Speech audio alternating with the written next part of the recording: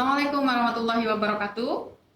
Halo kawan pajak Bella, jumpa kembali kita di podcast Suara Bella, Suara Warga Sadar Pajak Bengkulu, Lampung. Podcast ini adalah ruang ngobrol santai namun bermakna, tempat kita bahas hal-hal seputar perpajakan, regulasi terbaru, dan juga pembahasan terkait dengan topik perpajakan yang relevan. Namun dikemas dengan ringan sehingga informasinya dapat sampai kepada kawan pajak Bella dengan lebih mudah. Baik, hari ini kita akan membahas tentang hal yang masih hangat gitu ya, terkait dengan SPT tahunan Kortex, khususnya bagi wajib pajak yang sudah menikah atau para suami sebetulnya gitu ya.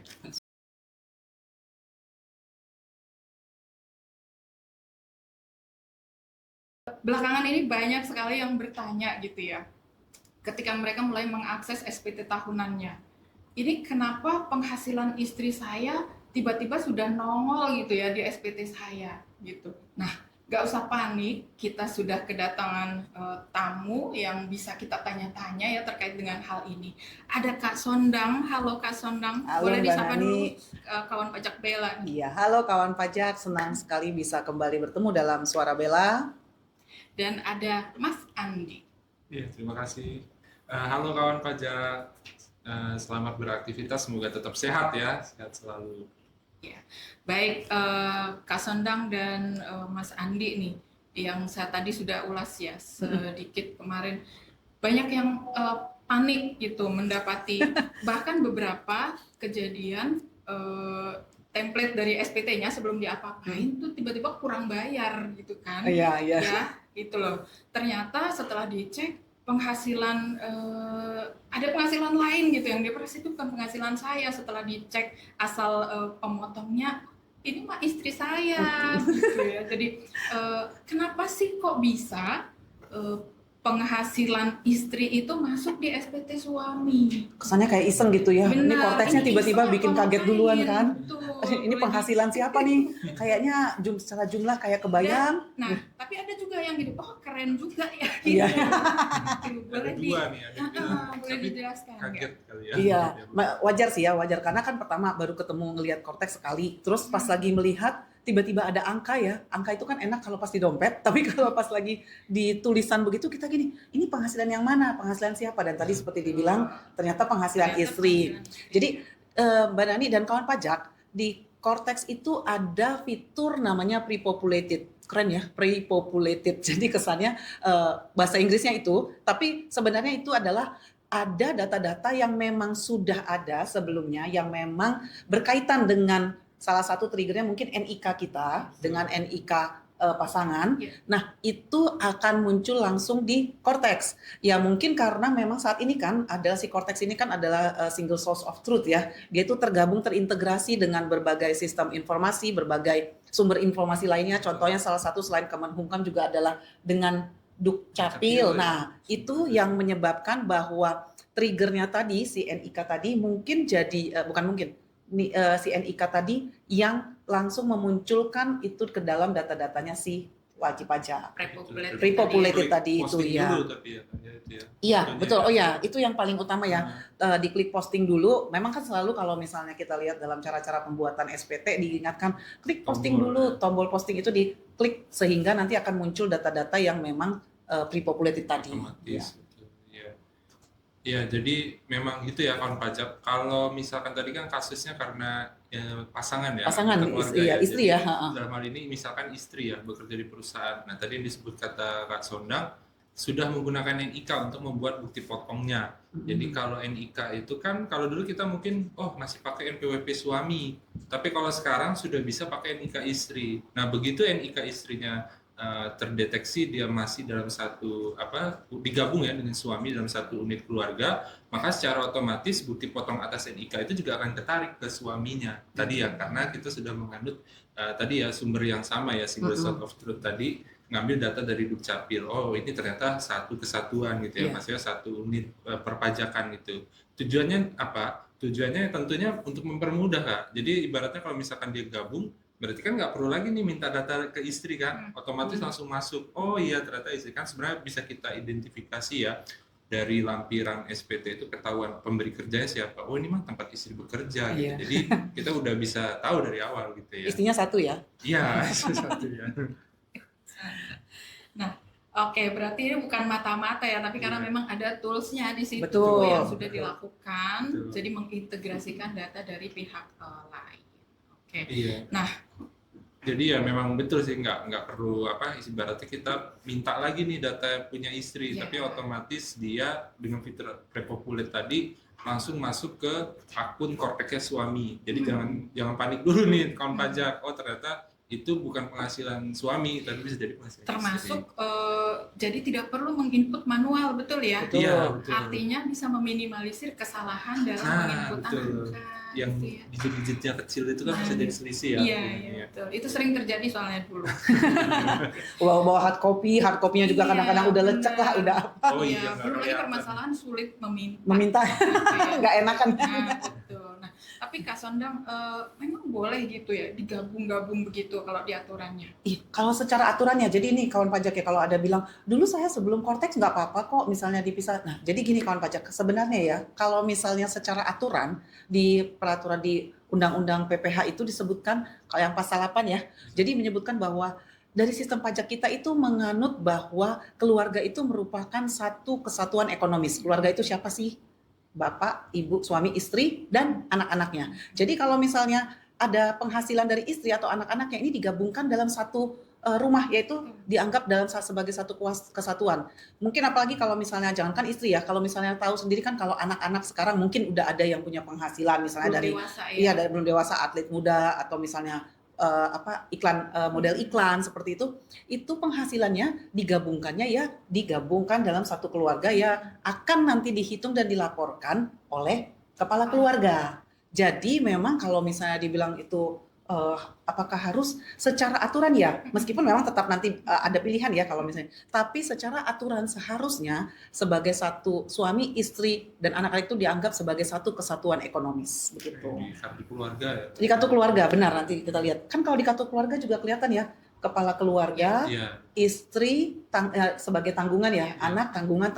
Kalau misalnya ada orang lain di dalam kartu keluarga itu, iya, tapi nanti biasanya dibilang sebagai kepala keluarga lain. Ya. Nah, jadi itu kan bukan di luar keluarga yang Iya, tadi ya, satu betul. kesatuan ekonomis Iya. tadi. Oke, Begitu. jadi di luar itu.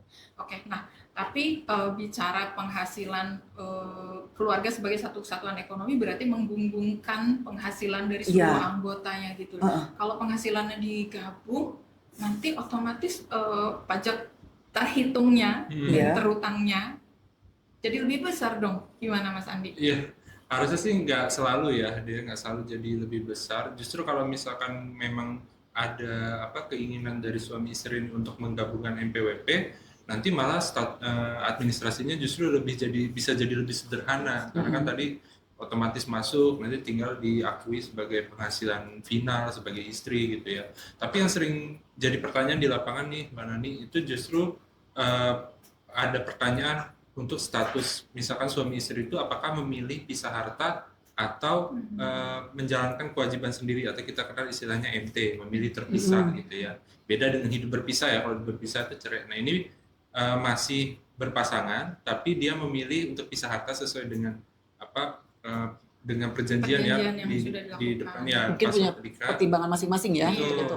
Atau memang ingin menjalankan kewajiban Betul, sendiri. iya, betul. Artinya memang di sini ada disediakan, dan tapi hitungannya untuk yang khusus yang PHMT ini, yang dia itu ibaratnya lapor juga, nah itu memang akan dihitung secara proporsional beban pajaknya dari penghasilan masing-masing Iya. pasangan. Oke, jadi benar-benar opsional gitu ya Iya betul. untuk menggabungkan. Template-nya sebenarnya di Cortex itu memang menggabungkan, betul Betul. ya. Tetapi masih diberikan pilihan lagi kepada masing-masing pasangan ini, apakah mau digabung betulan atau Betul. memang mau memilih untuk sendiri-sendiri gitu. Kadang-kadang kalau yang untuk yang memang istri satu pemberi kerja, Iya. kita kayaknya memang kami mendorong tuh ya, kita mendorong gini, Betul. tidak ada manfaat yang menguntungkan jika dipisah. Kalau istri lebih dari hanya dari satu pemberi kerja, Karyawan kita tetap akan mendorong ya. lebih baik udah digabung aja. Kenapa? Karena kan kalau istri satu pemberi kerja itu memang sudah dipotong oleh perusahaan kan ya. Dia pakai bukti potongnya itu daripada dia melaporkan sendiri juga, udah gabungkan ke suami sehingga dianggap sebagai penghasilan final dan dia juga tidak perlu melaporkan. Betul. Karena kalau misalnya dia juga terpisah maka itu kan dihitung ulang kembali jadinya. Nah itu seperti ini. Kalau misal kita makanya kalau di lapangan itu selalu mendorong, oke boleh pilih, tapi kalau misalnya memang hanya dari satu pemberi kerja, udah deh, mendingan digabung aja. Ya. Untuk istri ya Kak ya. Untuk istrinya, betul. Jadi emang istrinya itu harus ketentuannya dia termasuk dikategorikan penghasilan final Mbak. Ya. Jadi untuk penghasilan final itu khusus untuk istri yang memang dari satu pemberi kerja, biasanya apakah dia PNS, pegawai tetap di BUMN atau pegawai swasta pun sepanjang dia terima bukti potong BPA 1 atau BPA 2 biasanya, nah itu bisa dianggap dari satu pemberi kerja ya. Jadi satu aja masuk kategori yang final, jadi nggak dihitung ulang dan itu enak gitu, harusnya lebih sederhana. Itu merepresentasikan kesederhanaan sekali sih menurut saya ya, benar. Daripada memilih untuk sendiri-sendiri, udah ribetnya berkali-kali sebetulnya. Selain dari sisi material, nanti kemungkinan pajaknya bisa lebih besar. Ya, karena dihitung ulang ya. Administratif, artinya dia harus lapor sendiri-sendiri juga begitu. Nah, baik, tetapi untuk kawan pajak Bengkulu Lampung nih yang mohon maaf masih tetap dengan keyakinan untuk melaporkan sendiri masih diakomodir gitu ya? Oh tentu saja masih, nggak dipaksa-paksa. Namanya opsional, ada pilihannya, ada konsekuensinya, ada pilihannya, itu pasti ada juga dong. Kenapa kita menghargai, DJP juga menghargai pilihan masing-masing itu, dengan pendapat masing-masing ya, juga nggak apa-apa. Nah, yang pasti itu tetap akan dihitung ulang lagi dan memang nanti pada saat pembayarannya itu secara proporsional nanti akan dibagi begitu. Sesuai besaran penghasilan masing-masing. Oke. Nah, ini mungkin supaya lebih jelas gitu ya, pembebanannya untuk suami dan istri yang menghendaki untuk melaksanakan kewajiban secara terpisah, boleh nggak sih gambarkan dengan angka? Oh pakai case ya contoh ya. Kalau pakai duit kan biasanya lebih gampang bayangkannya ya. Gambar gitu. Tapi kalau ibu-ibu yang minta harus jelas itu ya, tanggung jawab. Biar yakin mereka. Ya ketahuan berapa yang harus dibayar nih. Sebenarnya perhitungannya enak nggak sih kalau begini gitu? Biar lebih jelas ya. Jadi mungkin kalau kita ilustrasikan ya, misalkan case-nya adalah suami pengusaha, istri ini bekerja, di mana suami itu punya omset dan ketemu penghasilan neto lah, kita anggap itu sebesar 100 juta. Kemudian istri itu sebagai pegawai tetap punya penghasilan neto juga 70 juta. Terus ternyata dia juga punya usaha salon si istri ini dan penghasilan netonya itu dihitung ternyata 80 juta setahun. Maka dari situ kan kelihatan tuh dari istri aja itu 150 juta. Dan kalau misalkan digabung sama suami maka ketemu angka 250 juta. Jadi nanti di situ kelihatan penghasilan netonya sekian gitu. Penghasilan keluarga itu dalam satu unit keluarga itu 250 juta rupiah ya. Nah, karena tadi misalnya contohnya mau di statusnya adalah mereka pisah harta gitu ya atau memilih terpisah. Maka pajaknya dihitung ulang kembali tuh dari 250 juta. Misalnya nih ketemu angkanya itu 27 juta lah, 27,5 juta. Nanti nggak usah khawatir kawan pajak. Di Cortex itu nanti kita udah nggak ngitung-ngitung lagi pakai kalkulatornya. Kalkulatornya ada, yang penting kawan pajak siapkan berapa penghasilannya nih yang bakal dikumpulkan gitu. Nah, kalau misalnya menggunakan status terpisah tadi ya, itu 27,5 juta tadi, si pajaknya tadi yang sudah dihitung ulang kembali itu, maka secara bebannya itu akan dibagi secara proporsional. Jadi sekitar mungkin 11 jutaan bagi suami ya, yang tadi dengan penghasilan sekitar 100 juta ya, dan 16 juta ditanggung oleh 15,5 juta ditanggung oleh istri yang tadi penghasilan memang 100 lebih besar. Jadi akan kelihatan secara satu kesatuan yang dibayar itu tetap sama sebenarnya. Sama ya. Jadi 25,5. Dari 250 ya, betul, Kak? dihitungnya 250. Cuman suaminya ya nanti. Nah, ini yang kelihatan adalah yang bayar pakai duit dia misalnya sama pakai duit saya. Oke, yang duit istri suami kelihatan nih cuman sekitar 10 juta, yang si istri 15,5 juta begitu. Iya. Jadi kan tadi hitungannya suami itu kan kalau dihitung proporsional 100 per 250 ya Kak ya. Sedangkan istri berarti 150 per 250. Nah itulah yang dibilang beban proporsional. Ketemu pajaknya berapa sekian tadi yang kata Kak Sonang misalkan 27, maka tadi kembali lagi ke proporsi tadi penghasilannya tadi Mm-mm. terhadap total. Dan angka-angka yang rumit itu semuanya sudah dihitungkan secara Oh otomatis iya, oleh oleh Korex, ASN. benar. aja. Pokoknya kawan pajak siapkan aja, pasti kalau punya kawan pajak pasti punya kalau punya penghitungan dan pencatatan tentang penghasilan lah ya. Mm-mm. Cuma catat aja penghasilannya setiap bulan Mm-mm. ini berapa satu tahun. Iya. Nah itu baru masukin angkanya tuh cemplungin Ya. ya Korteksnya yang ngitung Yang biar ngitung. yang Itu nanti di lampiran L4. ya. Oh, iya. Kalau misalkan mau nanti cara ngitung MT atau PH, di header dijawab dulu PH MT, nanti biasanya akan muncul L4. Oh iya iya. L4 itu nanti kita akan diminta untuk memasukkan penghasilan pasangan. Nanti ketemulah PPh yang terutang sama pembagian proporsionalnya.